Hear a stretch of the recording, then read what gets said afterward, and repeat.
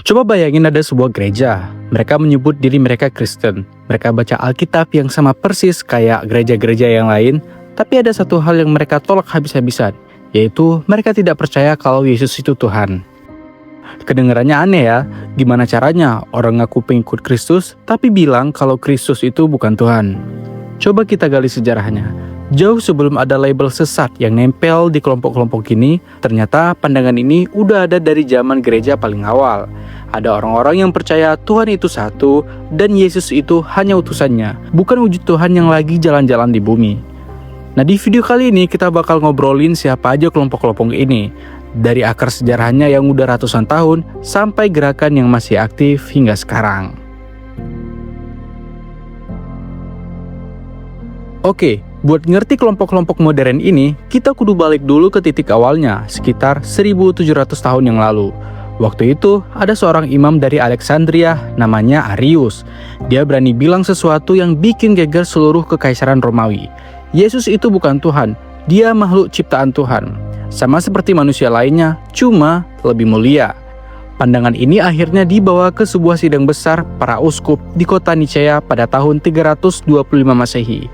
Di situ, ajaran Arius kalah suara dan dinyatakan sesat. Tapi kalahnya Arius secara politik ini nggak lantas bikin idenya langsung mati. Ide ini terus muncul lagi, dan berkembang hingga berabad-abad. Salah satu kebangkitan yang paling penting terjadi pada abad ke-16 pas zaman reformasi Protestan lagi rame-ramenya. Waktu Luther sama Calvin sibuk menerin praktik-praktik gereja Katolik, ada satu kelompok yang berani ambil langkah lebih jauh lagi. Mereka mempertanyakan Trinitas itu sendiri. Gerakan ini dikenal sebagai Socinianisme, dan yang mendirikan sekaligus merumuskan ajarannya secara sistematis adalah Fausto Sozzini, seorang teolog asal Italia yang akhirnya menetap di Polandia. Sozzini sama pengikutnya yang disebut dengan Polish Brethren punya argumen yang cukup masuk akal kalau dipikir-pikir. Kata Trinitas nggak pernah muncul secara jelas di Alkitab. Menurut mereka, ini murni hasil filsafat Yunani yang disisipin ke dalam ajaran Kristen. Buat mereka, Tuhan Bapa itu satu-satunya Tuhan yang sebenarnya, dan Yesus itu manusia yang diangkat derajatnya sama Tuhan karena ketaatannya, bukan Tuhan yang nyamar jadi manusia.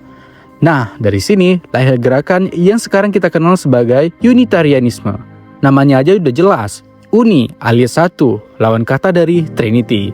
Gerakan ini sempat nyebar ke Inggris, terus ke Amerika, dan lumayan berpengaruh di kalangan intelektual zaman dulu. Tapi seiring berjalannya waktu, sebagian besar cabang Unitarianisme modern malah bergeser jadi lebih universal, longgar banget, udah gak fokus lagi ke penafsiran Alkitab secara ketat. Nah, ini yang bikin sebagian orang yang masih pengen setia sama Alkitab akhirnya bikin kelompok yang baru yang lebih spesifik. Dua di antaranya yang bakal kita bahas sekarang, yaitu Christadelphian sama gerakan Biblical Unitarian. Ini boleh dibilang sebagai pewaris langsung dari semangat Socinian tadi.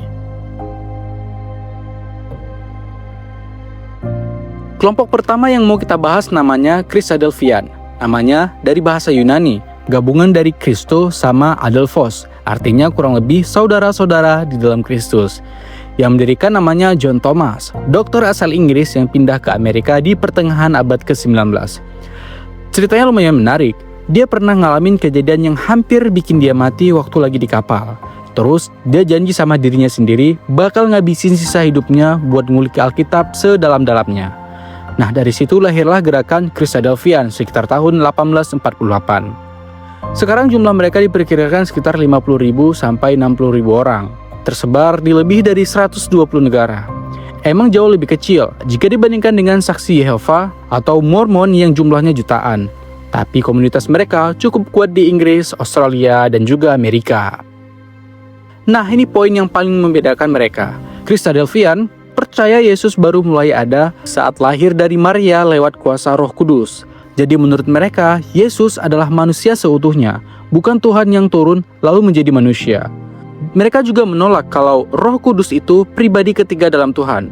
Buat mereka, Roh Kudus itu cuma kekuatan atau daya yang dipakai Tuhan buat bertindak di dunia. Terus mereka juga nolak konsep neraka sebagai tempat siksaan yang abadi.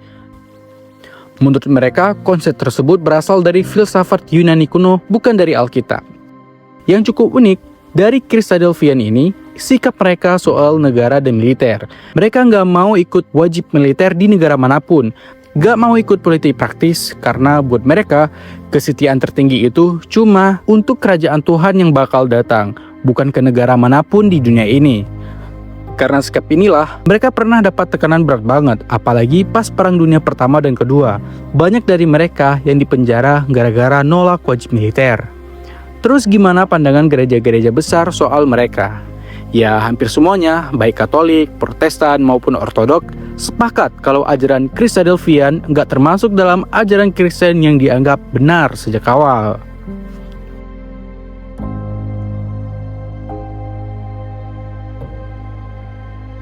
Kalau kita tarik benang merahnya, mulai dari Sozzini di Polandia pada abad ke-16, lanjut ke Thomas yang mendirikan Christadelphian pada abad ke-19, sampai komunitas Biblical Unitarian yang aktif di zaman sekarang. Semuanya punya satu keyakinan yang sama. Menurut mereka, Tuhan itu satu, bukan tiga pribadi. Sementara Yesus, meski punya peran yang sangat penting dalam rencana keselamatan, tetapi dipahami sebagai manusia yang hanya diutus oleh Tuhan. Meskipun cara mereka berorganisasi, beribadah, dan juga menafsirkan Alkitab berbeda-beda, ada satu kesamaan yang menghubungkan mereka semua. Mereka sama-sama mempertanyakan doktrin Trinitas dan mencoba memahami kembali siapa sebenarnya Yesus berdasarkan pemahaman mereka terhadap Alkitab. Dari perjalanan ini, kita bisa melihat bahwa perdebatan tentang siapa sebenarnya Yesus ternyata belum pernah benar-benar berakhir.